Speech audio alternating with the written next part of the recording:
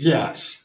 Brainwave accent? Yes, it is. So we have to be again together and regularly so that we don't forget what we had done in the past. We had talked about accent, which we will have to again re emphasize it, really tell us exactly what accent or an accent is, both the standard and substandard. So we stand on that.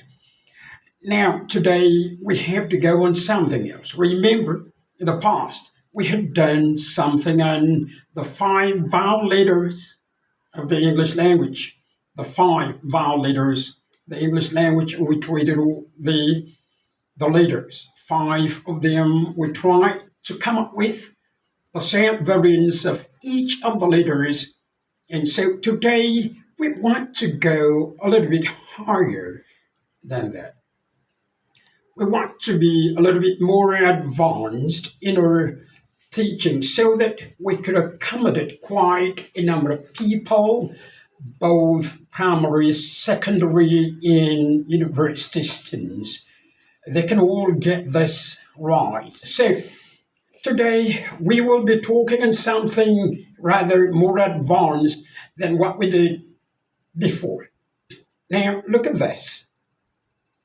In the defense of what an accent is, and again in the defense of the English accent, we have to keep talking about something that's very relevant and that has to do with the sound system or the units of sounds, the English language. Now, note this that the sounds are the basis of every language. Every single human language started with the sound structures. You cannot, therefore, speak a language correctly without a good knowledge of the sounds of that language. It is not good enough to know how to write a language, how to spell the words, how or what the meaning of the words are, and then you have the structure or the text, the sentences, and all of that of the language, and you can actually write and know the correct way to string them together, make a good sentence. That's not enough. Now, you are required to know the sounds of a language to speak it. So, and we have to keep talking about the sounds of English language, and that's what we're here to do. Today we have something rather more advanced, as I said. Now, the English sound system, the sound units and non-sound units, the sound unit and non-sound unit. So you look at this, the sound unit and the non-sound units of English.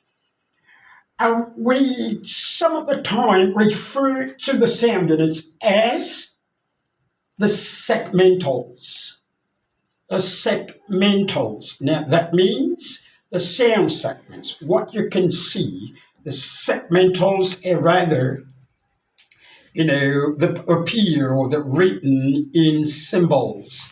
You have symbols for the sound segments, or rather the segmentals, or what we refer to here as the sound units. So you have them written in symbols. In each of those symbols we have to bring before you and take them one after the other since they're sounds. Now remember, I've said you cannot know a language or speak a language very well without a true knowledge, a complete knowledge of the sound system of the language. So you have to know the sounds first before any other aspect of the language. Okay, so we have here the sound units and the non-sound units. Okay, as I've said, The sound units or the segmentals. The segmentals. Segmentals actually, as said earlier, refer to the sound unit, the individual, the distinctive sounds of the language. Okay, now, but we have also the non-sound units, which some of the time are referred to as the supra-segments. The supra-segments. Now, but let's go back to the sound units or the segmentals. The sound units or the segmentals. We have here the consonant sounds and the vowel sounds. We have the consonant sounds and the vowel sounds.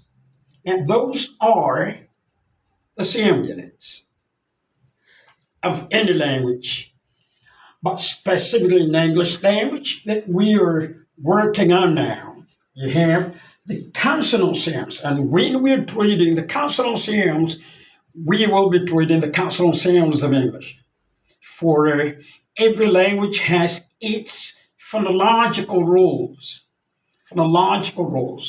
guiding that language. Then English language has its phonological rules as against some other, languages. Now, remember in the initial stages when we started, I did say that no language or no two languages can share the same phonological inventories through and through. Okay, no two languages can share the same phonological rules through and through. So English has its own phonological rules, and we have to respect the rules.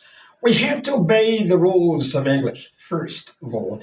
If we must have the sounds rightly produced, we have to obey the rules of the language. So we will be talking on the consonant sounds of English language, and then, of course, the vowel sounds of English language. Okay, those two represent the sound units of English, or the segmentals, right? Now, let's go to the non-sound unit this time.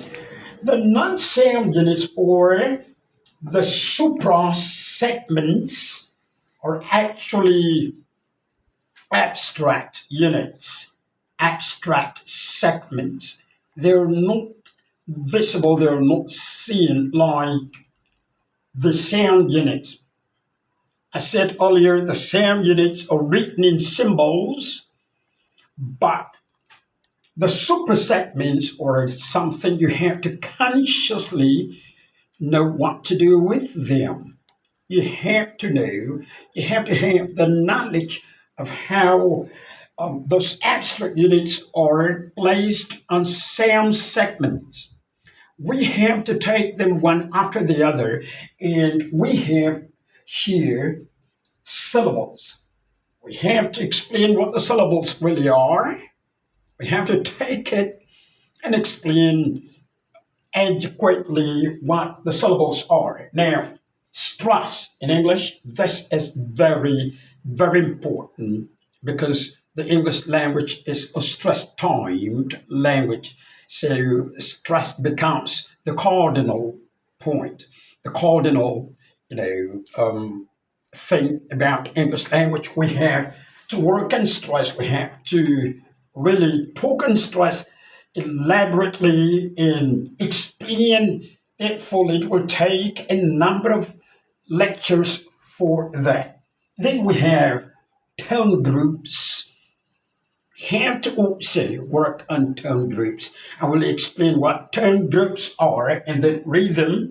We work on rhythm also. We also work on intonation. Now, more, but these are the major, supra segments or suprasegmental features in the English phonology. Remember, I've said the English phonology is different.